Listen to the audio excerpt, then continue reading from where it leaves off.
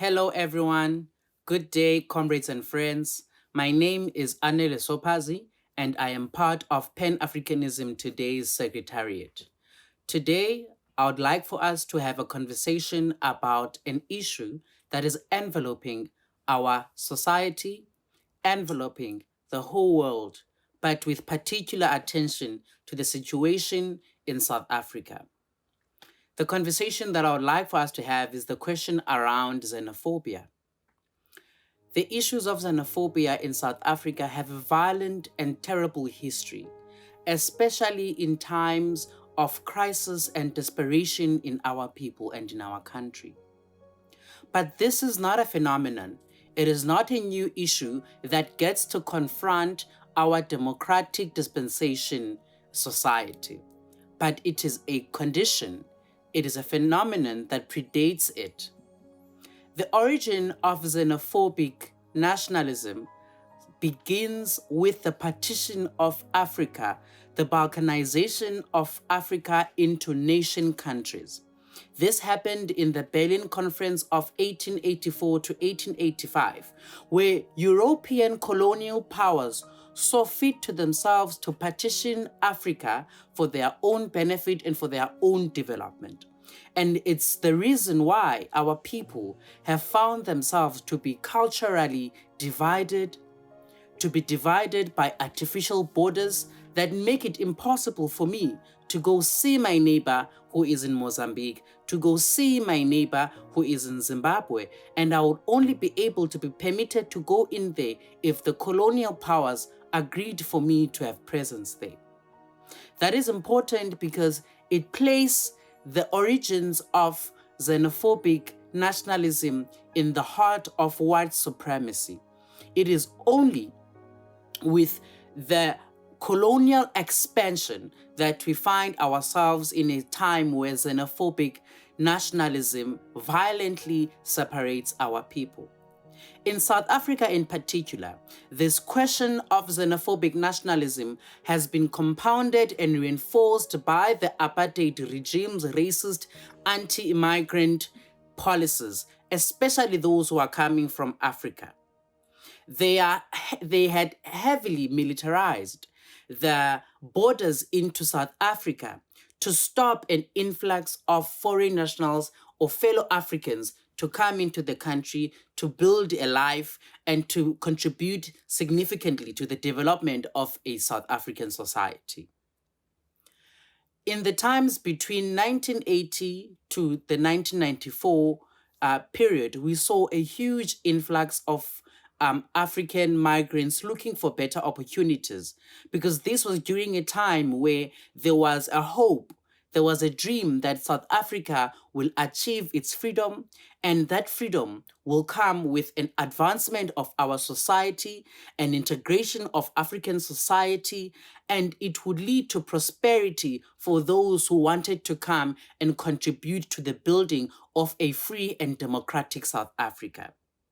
It is unfortunate that in 1994, the government did not put in place protections to protect a historically vulnerable minorities community of people who were susceptible to violence, especially in times of crisis.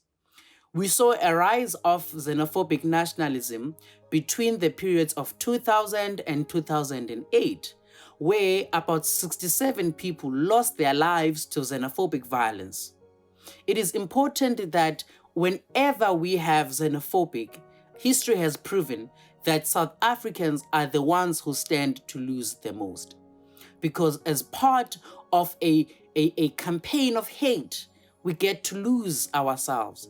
We get to lose part of us. We get to divide ourselves further and further apart. And that ideology of hate, the ideology of intolerance, that is xenophobia, only seeks to serve the accumulation of capital, especially white monopoly capital. It does not benefit anything to an African who is a worker, who is trying to build a better life for themselves, a better life for their children and for their families. Xenophobia does not benefit any of us. And if we are to learn from the experience of 2009, where over 2,000 Zimbabwean nationals who are living in the dunes in the Western Cape farming community, whereby they were displaced from their informal settlement, led to more poverty, to more impoverishment, but mostly it violated their human rights. It violated their dignity. And Africans, together as one, we all lost then. Other waves of violence came to being around the times of 2013, 2015, 2017, 18, and 19, where we saw African nationals being attacked by a campaign of hate, a campaign of intolerance. It is a shame.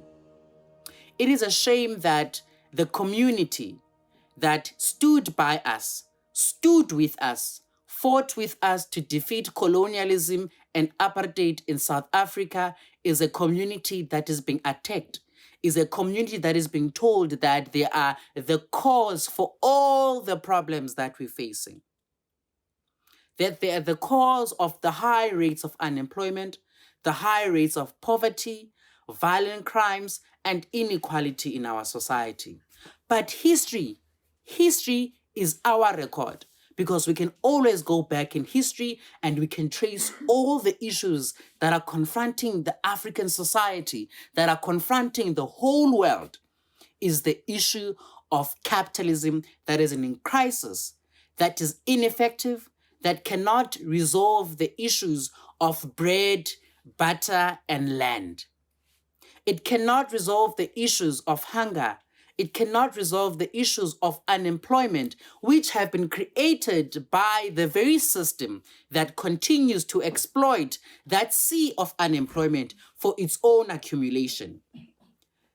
Xenophobic sentiments only seek to impose capitalism on our society.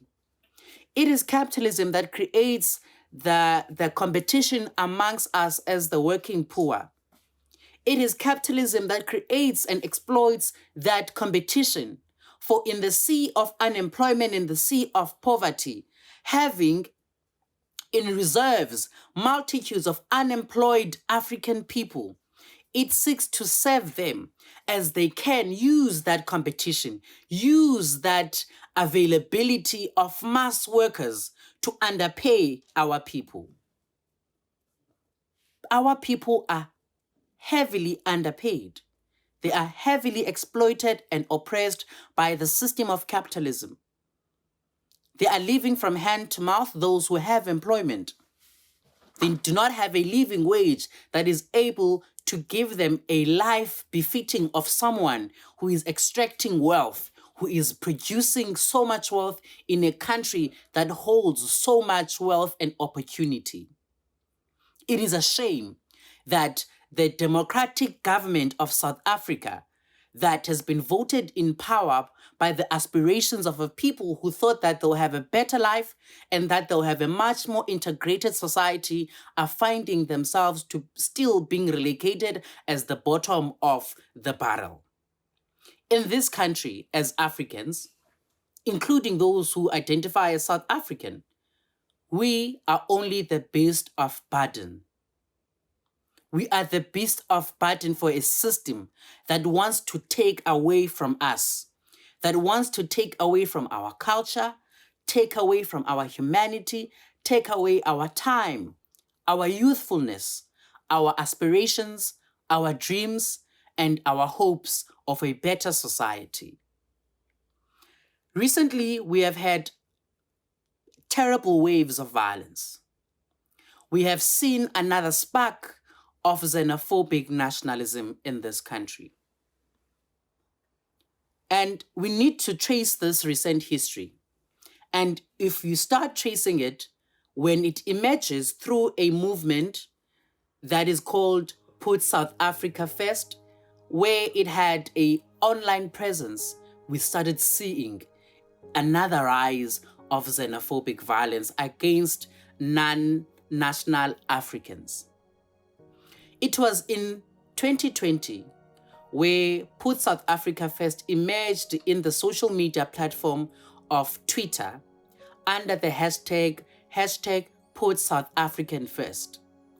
That hashtag, led by prominent users in Twitter, influencers, prominent political figures who used that campaign and used that hashtag to spew hate, to write misinformation about fellow Africans living in the country, scapegoating them for the issues that are facing us of unemployment, which is sitting at the moment at 46.2%, with our young being the most affected by that. Scapegoating them of the issues that are ravaging us, the issues of crime, of drug abuse, especially amongst our youth, the issues of unemployment, accusing them that they are taking away jobs meant for South Africans. It is a shame. It is a shame that we, in our minds, believe that this is South Africa and only for us, when the efforts to build this democratic South Africa were efforts of the international community. It is a sad reality when, as Africans in South Africa, we continue to reinforce the artificial borders that are imposed on us. And we must know what these borders mean. They mean the stripping away of cultures. They mean the stripping away of our humanity, of our dignity. It means the relegation of the African child, the African human being, to an inferior human being, to a subhuman species. If we continue to reinforce these attitudes, we are reinforcing an ideology of white supremacy, an ideology of intolerance, and an ideology of hate. Now, back to the question of Put South Africa First. Put South Africa First emerges in the height of the pandemic lockdown regulations in 2020. It was launched on the 27th of April in 2020, and prominent users that we can trace who began to mobilize using this hashtag were Ulerato Pillay and at Land Back. These were the driving forces on the Twitter platform who used that hashtag to spew hate, to spew misinformation, to spew Afrophobic views, and to ferment xenophobic sentiments. They were supported by prominent figures who have a history of xenophobic sentiments against African nationals or fellow Africans. These include prominent figures in the African Transformation Movement, offshoots of the factions in the African National Congress, which is the governing organization in the country. It includes Action SA. It includes the All Drivers Forum Association. It includes Patriotic Alliance. These are some of the organizations that are leading a charge against foreign nationals in the country, against fellow Africans, against those who are coming from other parts of the world. But what is there for them? What they are doing to us is only using our desperation, using our crisis for their own expediency. But it's important for us to know that Put South Africa First did not have a physical presence. They had mostly a huge online presence that they enjoyed. But that online presence found it difficult to find boots on the ground, to translate that massive online presence to a ground presence. It is only through the emergence of Operation Dudula that we get to find a ground force that leads a campaign of hate and violence on the ground and on the streets of South Africa. But Put South Africa First tried to translate the huge online following into a ground force. And they had organized a few demonstrations around Pretoria. One of the significant demonstrations that they had organized is the demonstration to the embassies of Nigeria and Zimbabwe on the 16th of October in 2020. But these demonstrations did not receive so much support from our people. They had poor attendance. This was a clear sign that our people were being coerced and hijacked into a well-organized machine. Because when it emerged, this movement, it was already well-organized, having support from political figures who would change the hashtag, but the messaging, the words, the statements that they would be making would be similar to what the Put South Africa First movement were putting out there. Now, let's speak about how they could translate now a presence online into a presence on the streets of South Africa. And this comes with Tudula operation that comes on the height of the July unrest in South Africa, where they were part of a force that were protecting malls from the looting that was happening at that time. It is only through Tudula operation that the campaign against fellow Africans had a ground force. It had soldiers on the ground. And it is here now that we find ourselves. It is here that we find ourselves in a situation where Africans who are finding themselves living in Soweto, in Braamfontein, in Alexandra, in Sunnyside, in Gauteng, and also in Durban, in KwaZulu-Natal, who are the victims of violence. The Yeoville market just a few weeks ago was torched down, following the threats from Operation Tudula that they'll be coming and they'll be filling the space and they'll get rid of fellow Africans who are operating in one of the most vibrant, most alive and culturally diverse integrated markets in South Africa that offers various different kinds of foods that are found in different parts of the continent. Today, that market has been burnt to the ground. They have to start from scratch. They have to build again. So we are appealing to all of those who are freedom lovers, who are peace lovers, to fight against this chauvinistic reactionary movements, these movements that try to arrest African integration. And the only way that we're able to respond to that is by having to rely on the philosophy of Pan-Africanism for African unity, to advocate for African unity more strongly now in this time where we are in crisis. This is a time for us to come together as social activists, as community leaders, as progressive organizations, as civil institutions who are concerned about the plight of fellow Africans and internationals in this country.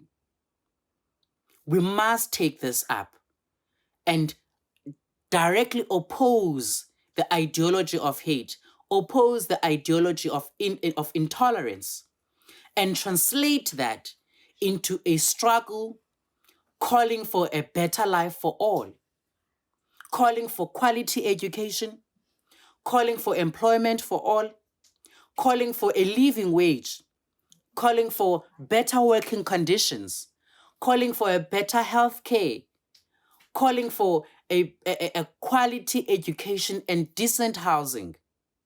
We must be able to translate this moment for a mass program, for a program that is going to deal with the conditions that are afflicting our people. In this country, migrants and those who are coming from other states do not even make 4% of the population. Our problems are not caused by them.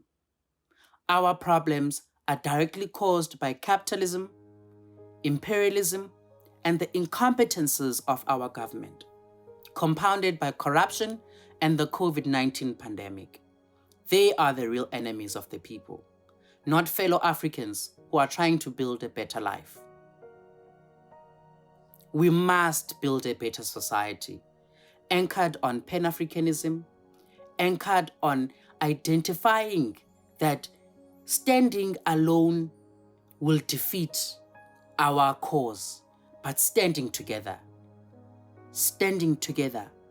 will allow for us to drive this beautiful continent to prosperity and success.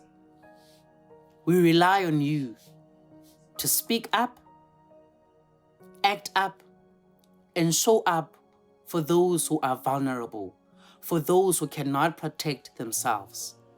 We must fight against hate. We must fight against intolerance. We must open our doors, and we must welcome those who are afflicted by poverty, by war, and conflicts in their countries. Because in our time of need, in our most desperate time, they opened their gates, opened their borders, and allowed us in, and assisted us to defeat the evil system of colonialism and apartheid in South Africa. Together, we stand strong. Divided, we fall apart. We Africans need to come together in our communities, in those community meetings. Speak up. Let your voice be heard, because you can be a change maker in our society. We call on all of those who love peace, who love freedom, who love different cultures, and would want to find themselves in a society that celebrates all cultures, who want to live without fear. We call on all of you to stand up and be in solidarity with the marginalized, with the vulnerable. And let us lead a mass program that will bring about change in the material conditions of our lives. Our problems are not fellow Africans. Our problems is capitalism, imperialism, corruption, and a government that is actively fighting against its own people. Let us come together and let us take up the principles of Ubuntu, that I am because you are. I am standing today in a democratic country because you stood with us and you stood up for us, and you did not allow your voices to be silenced. And we will not allow the same fate to befall you. We will not be silent. We will not be docile. We will not be passive. Let's act up. Let's speak up. Let us fight against hate and intolerance. Say no to xenophobia. Amandla.